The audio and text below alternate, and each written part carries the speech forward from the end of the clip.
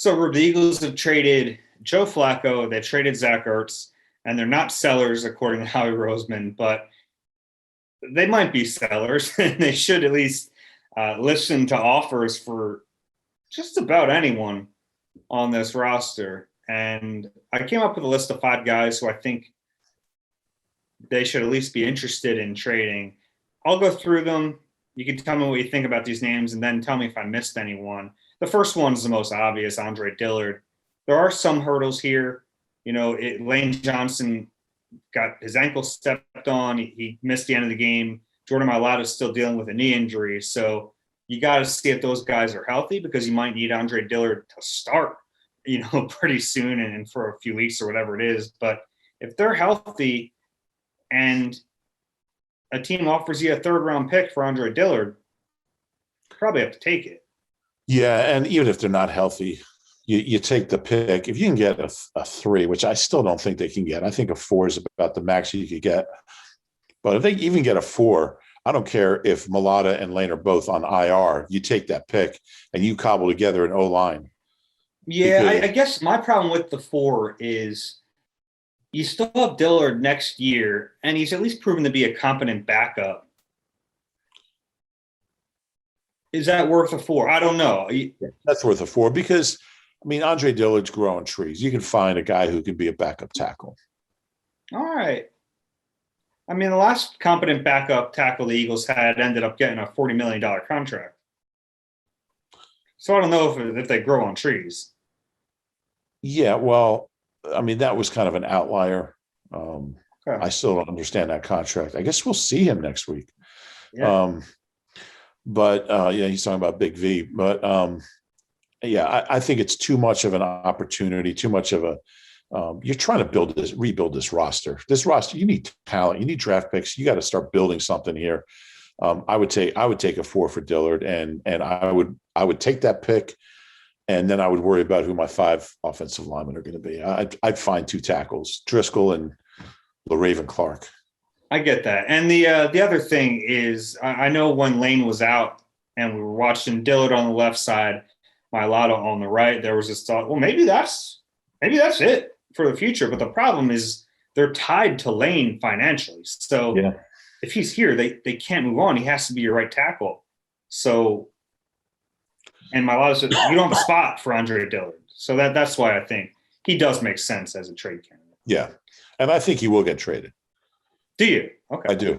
Yeah. I like that prediction. All right. The next one is Steve Nelson, cornerback. He's played fairly well this year. Certainly a big improvement from what they had last year. That signing's worked. He's been cheap and he hasn't been, great, but he's been adequate.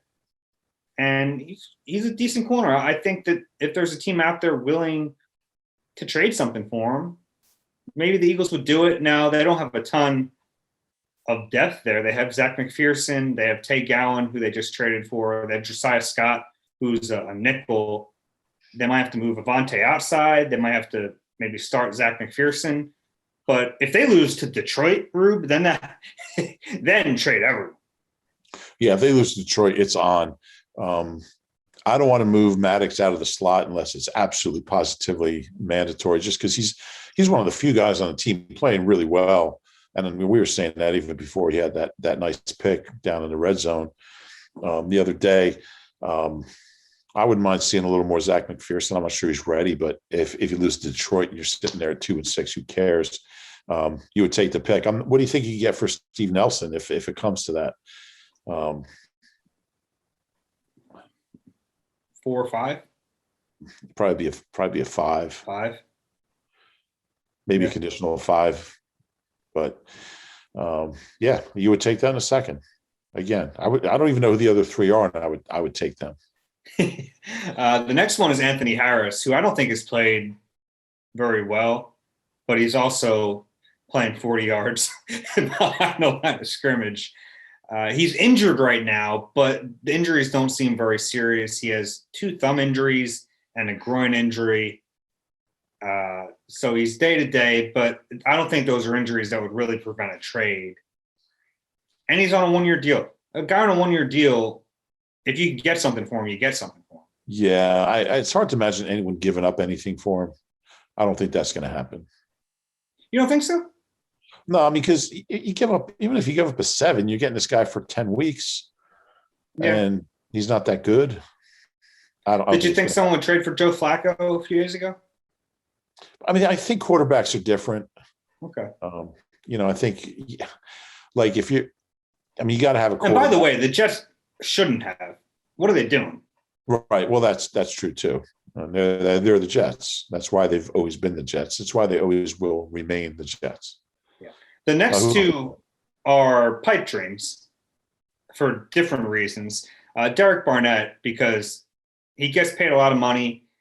He clearly hasn't played very well, but in previous years, he's proven to be an average player. If there's a team out there that really he's a former first-round pick, and those guys generally get more chances.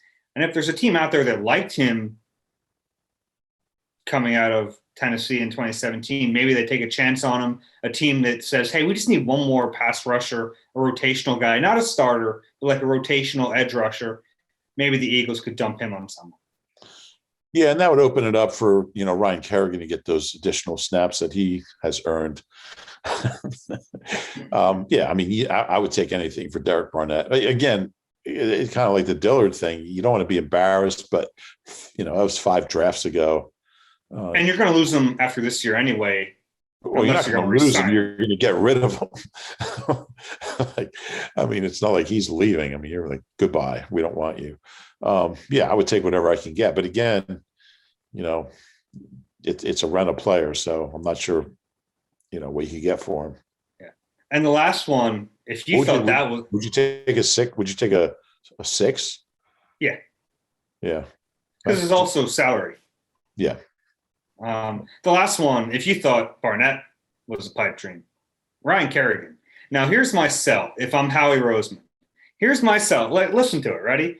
He's clearly out of position in this defense. That's why his snaps have decreased. It's not the lack of production. The lack of production is because he's out of position in this defense. Look at what he did last year. This is a guy who was on a Hall of Fame track, had 5.5 sacks as a rotational player for Washington last year, had 5.5 sacks the year before. He proved that in the right situation, he can still be a situational pass rusher.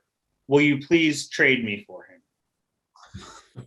That's Dave channeling his inner Howie right there. That was pretty good. What do you think? I think you got to get the voice a little higher pitched and a little more nasally. And then, I think you'll be onto something. He looked really good on that one tackle he made this year. No. Would you take a 2 for him? Like a $2 bill? I mean, you know what? You could trade Ryan Kerrigan for a conditional 7. And like, if he makes the Pro Bowl, you get a 7. If he doesn't, you don't get anything. And I would do it. Yeah. I would do it. Anyone else I missed? No, there are some big guys I didn't list. Fletcher Cox, Darius Slay. Those are the big names I think people want to get moved. I don't see that happening. Maybe someone blows you away for one of those guys. Everything's on the table. Don't get me wrong. Yeah. And Fletcher is one that's interesting now because he's clearly unhappy in this scheme, but the financials are tough there. Yeah, the financials make it really tough. And honestly, I don't think he's playing very well. And I think teams understand that. I'm not saying he's not playing out of position, but look, this goes back before this year too. He wasn't the same player last year. He's in his 30s now. He's played a lot of ball in his career. He's in year 10. I don't think people are going to be lining up for Fletcher Cox. Like the name Fletcher Cox, but the player, I don't see it. Especially and how about Slay? The problem is he might be their best defensive player aside from Hargrave. Yeah. Maybe including Hargrave. Yeah, maybe including Hargrave.